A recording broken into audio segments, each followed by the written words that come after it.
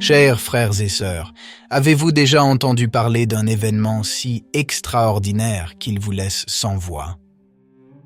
Eh bien, aujourd'hui, je vais vous raconter une histoire qui non seulement a touché le cœur de ceux qui l'ont vécu, mais a également défié la science et la raison. Restez avec nous jusqu'à la fin, car ce que je vais vous révéler pourrait transformer votre vision de la foi et de l'espérance. Aujourd'hui, je veux vous raconter une histoire incroyable qui parle du mystère de la vie et de la mort, mais surtout du grand amour de Dieu qui ne nous abandonne jamais. Ce n'est pas une simple histoire, c'est un témoignage qui nous montre comment, même après la mort, nos proches peuvent revenir à nous pour nous aider, nous apporter du réconfort et de l'espoir. C'est une histoire qui nous invite à réfléchir profondément sur la foi, sur le lien qui nous unit à ceux qui sont déjà passés dans une vie meilleure, et sur combien la force de la prière peut vraiment faire la différence dans nos vies. Aujourd'hui, nous parlerons d'un événement extraordinaire. Pour montrer comment Dieu ne nous abandonne pas et comment nos proches peuvent être près de nous, nous racontons une apparition d'un pape, le pape Jean XXIII. Nous partageons cette histoire car elle a été largement soutenue par diverses preuves, une apparition qui a changé la vie d'une religieuse d'une manière si incroyable qu'elle a été étudiée par l'Église et la science. Ce n'est pas seulement une histoire de foi, mais une histoire qui a amené des experts à se demander s'il existe des limites à la puissance de la grâce divine. Imaginez ce que cela signifie de se retrouver dans un moment de désespoir, de sentir qu'il n'y a plus d'espoir, et ensuite de recevoir une aide inexplicable, une intervention qui défie les lois de la médecine et de la nature. Imaginez la douleur, la peur, puis la paix qui arrive soudainement, comme un cadeau auquel nous ne nous attendions pas. C'est un témoignage puissant de la manière dont Dieu agit dans nos vies, parfois à travers les personnes que nous aimons, même si elles ne sont plus physiquement avec nous. Nous racontons cette histoire pour montrer que la vie sur Terre n'est qu'une partie de notre chemin. Avant d'entrer dans les détails de l'histoire, il est important d'en savoir un peu plus sur la vie du pape Jean XXIII, un homme qui a consacré toute son existence au service de Dieu et de l'humanité, un chemin qui l'a conduit à être proclamé saint. Jean XXIII, né Angelo Giuseppe Roncalli, était un homme d'une grande humilité et d'un amour profond pour les autres. Sa vie nous enseigne que la vraie grandeur réside dans le service aux autres et dans le don de soi sans réserve. Devenu pape en 1958, il a été aimé pour son esprit d'ouverture et de réforme dans l'Église, culminant avec le Concile Vatican II, un événement qui a profondément marqué le monde catholique. Il a su écouter, embrasser le changement et a donné un nouvel élan à l'Église, la rapprochant davantage des gens. Sa sainteté a été officiellement reconnue par l'Église en 2014, lorsque le pape François l'a proclamé saint, nous rappelant combien son exemple de foi et d'amour est encore aujourd'hui une source d'inspiration pour nous tous. Il a été appelé le bon pape pour son cœur compatissant et sa capacité à parler au cœur des gens. Sa figure reste encore aujourd'hui un symbole d'espoir, de changement et d'ouverture aux autres. Vous est-il déjà arrivé de vous retrouver dans un moment où tout semble perdu? Un moment où tout espoir semble s'évanouir? C'est exactement ce qui est arrivé à sœur Caterina Capitani. Pourtant, lorsque tout semblait perdu, une aide inexplicable est arrivée. Une aide qui allait tout changer. Et maintenant, passons au témoignage qui a changé la vie d'une personne de manière incroyable. Voici l'histoire de sœur Caterina Capitani et comment sa foi, associée à l'intercession du pape Jean XXIII, a conduit à un événement qui a surpris à la fois l'Église et la science. Mais pas seulement. C'est une histoire qui nous montre le pouvoir de l'intercession, la force de croire même lorsque tout semble perdu, et la merveille de la manière dont Dieu peut se manifester dans nos vies dans les moments les plus sombres. Sœur Caterina Capitani, appartenant aux filles de la charité de la province napolitaine, en Italie, venait à peine de commencer son chemin religieux lorsque sa santé a commencé à se détériorer.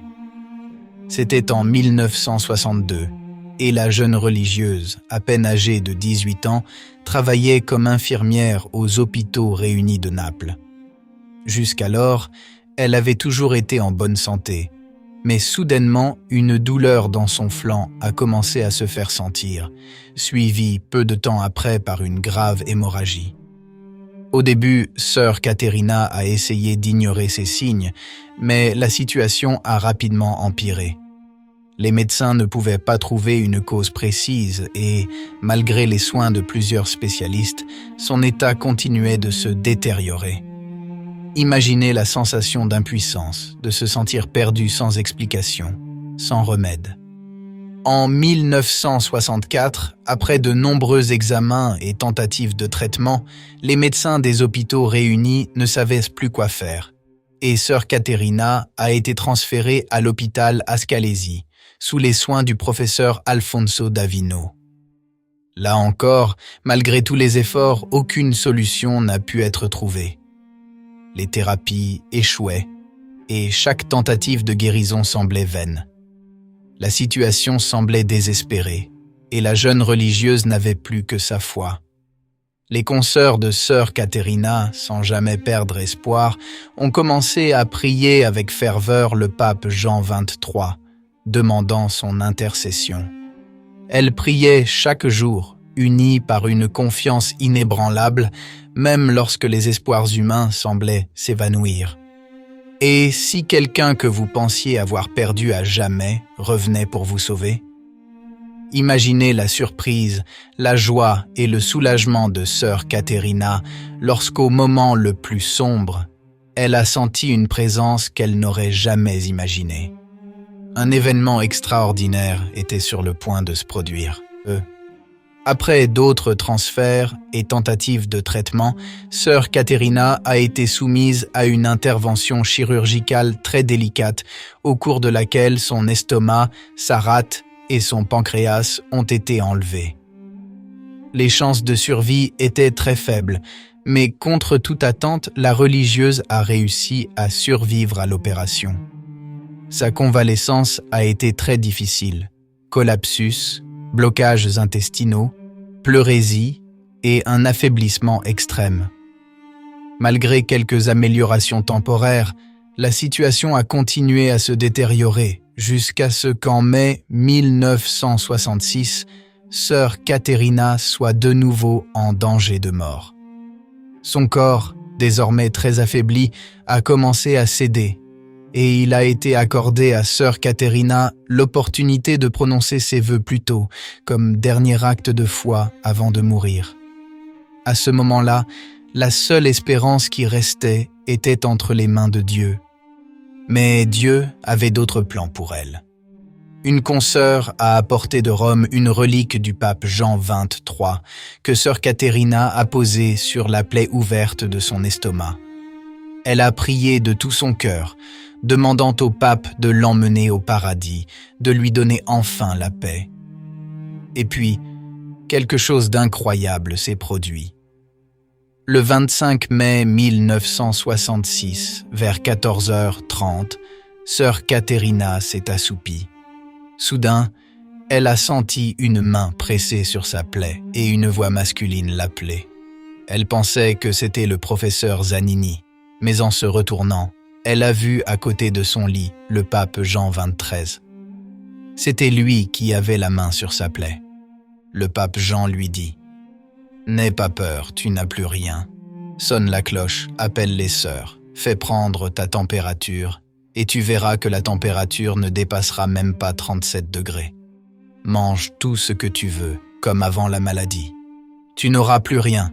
Va voir le professeur, fais-toi examiner, fais des radiographies et fais tout consigner par écrit, car un jour ces choses seront nécessaires. » Ces mots étaient un don d'espérance, une promesse de guérison que sœur Caterina porterait avec elle pour toujours. Sœur Caterina, encore incrédule, s'est rendue compte qu'il ne s'agissait pas d'un rêve. Elle s'est immédiatement sentie bien, elle n'avait plus aucune douleur. Elle a sonné la cloche et quand les sœurs sont arrivées en courant, elles l'ont trouvée assise sur son lit, avec une nouvelle lumière dans les yeux. Elle leur dit « Je suis guérie ». C'était le pape Jean. « Prenez ma température, vous verrez que je n'ai plus rien. » Et, à leur grand étonnement, la fièvre avait disparu. La température était normale. Sœur Caterina a demandé à manger et à manger avec un grand appétit, comme si elle n'avait jamais été malade. Un miracle se déroulait sous leurs yeux, un signe tangible de la puissance de la foi et de l'intercession divine. Le miracle avait eu lieu. Il n'y avait plus aucune trace de la fistule, la peau était redevenue lisse et propre. Les médecins, y compris le professeur Zanini, sont restés sans voix. La religieuse a été soumise à de nombreux examens et radiographies, mais il ne restait aucune trace de ces maladies. La guérison était complète et durable. Le professeur Zanini lui-même a déclaré « La guérison de sœur Caterina est un cas pour lequel je ne trouve aucune explication dans la science médicale. C'est moi qui ai opéré la malade, je lui ai enlevé presque tout l'estomac et la rate. Il y a eu une convalescence difficile, avec des conditions désespérées. Je ne trouve aucun moyen d'expliquer scientifiquement ce qui s'est passé. » Des mots qui résonnaient comme une reconnaissance d'un pouvoir supérieur, de quelque chose qui dépassait la compréhension humaine. Frères et sœurs, cet événement n'est pas seulement un témoignage du pouvoir de la foi, mais aussi une invitation pour nous tous à ne jamais perdre espoir. Mais cette histoire montre également quelque chose de bien plus profond qui nous concerne tous. Cette histoire est assurément un signe puissant de la présence de Dieu dans nos vies. Le pape Jean XXIII, depuis les hauteurs du ciel, est revenu pour aider une de ses filles en difficulté, démontrant que la mort n'est pas la fin, mais seulement un passage vers une nouvelle vie.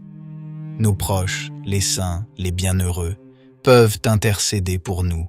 Ils peuvent revenir pour nous donner force, guérison et espoir. Cet événement montre comment nous ne sommes jamais seuls, qu'il existe un lien indissoluble entre nous et ceux qui nous ont précédés, un lien qui va au-delà de la mort. C'est un lien qui ne peut être brisé ni par le temps ni par la distance, un lien soutenu par l'amour éternel de Dieu. Mais ce n'est pas seulement le miracle physique de la guérison de sœur Caterina, aussi incroyable et merveilleux qu'il soit, qui nous a poussés à vous raconter cette histoire. Ce qui est vraiment extraordinaire, c'est ce que cet événement représente pour nous tous, la certitude que notre foi est fondée sur la vérité. Il existe une autre vie après la mort, il existe une espérance qui va au-delà de ce monde, et c'est un don d'une valeur inestimable. Cet événement nous parle d'une réalité que nous ne pouvons pas voir avec les yeux du corps, mais que nous pouvons ressentir avec le cœur et avec la foi. La certitude que Dieu nous aime, qu'il ne nous abandonne pas et que, même dans la souffrance, il est à nos côtés et que tout ce que nous vivons sur terre n'est que temporaire car une autre vie merveilleuse nous attend après.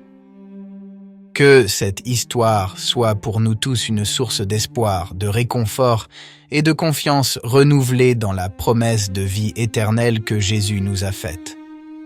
Faites-nous savoir dans les commentaires ce que vous en pensez et n'oubliez pas de vous abonner à la chaîne pour rejoindre notre communauté de foi et de prière. Que Dieu nous bénisse tous. Le choquant miracle de Jean 23 confirme la vie après la mort.